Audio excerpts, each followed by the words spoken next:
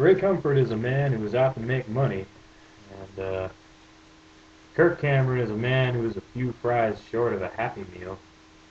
This dynamic duo has decided to deface Darwin's seminal work, The Origin of Species, with 50 pages of propaganda about the Holocaust and creationism in a desperate attempt to spread their fundamental misunderstanding of science and observable reality.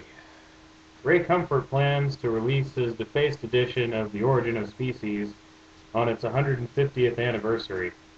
Not only is he making it available to the public, he plans on taking 50,000 copies to the top 100 universities in the nation and distributing them to anyone who wants a copy. Of course, his mind slave, Kirk Cameron, will be there beside him, giving people his dopey grin and reminding them of the damage that fundamentalist Christianity can do to one's brain. In the new 50-page introduction, which Ray Comfort is adding to The Origin of Species, he essentially claims that Hitler, Stalin, and just about every other mass-murdering psychopath in the last 1,000 years was influenced by the theory of evolution. He blames racism, sexism, and just about every other negative ism on the theory of evolution and does his best to demonize Charles Darwin by applying all of these negative isms to him. Ray Comfort spends a lot of time entertaining the notion that Darwin was a sexist and a racist in his introduction. He also works really hard to try to forge an imaginary connection between Adolf Hitler and Charles Darwin. While one could refute nearly all of his claims with a little bit of free time and access to Google, I've decided it would be more amusing to myself and to the people watching me to imagine what the implications would be were Ray Comfort and Kirk Cameron right in their deranged assertions about Charles Darwin. First of all, let's assume that Darwin is a racist. Not only is he a racist, he's an insane racist. He runs around and scourges black people and makes Chinese people build railroads and is always making racist jokes. Waves a Confederate flag around everywhere he goes. Let's just pretend he's like a hardcore racist.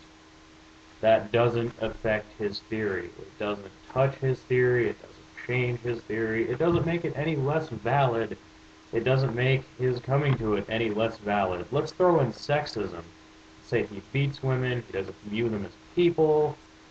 He holds them to subhuman standards. He doesn't want to let them talk in public. He views their word as innately worth less than a man's.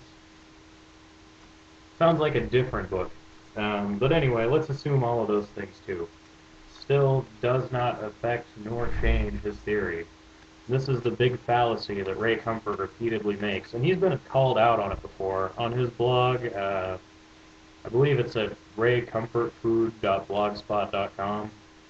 I could be mistaken on that if I'm wrong, don't nail me to the wall over it. You can find it through Google. But he asserts in it that he admits that Darwin, being a racist, if he was a racist, is completely and totally irrelevant to the validity of the theory of evolution. But then he goes on to state that the theory of evolution leads people to believe that one group of humanity is slightly further away from being monkeys than another group of humanity and leaves the door wide open to racism. Even if that's true, it doesn't invalidate the theory, and Ray Comfort is still a moron.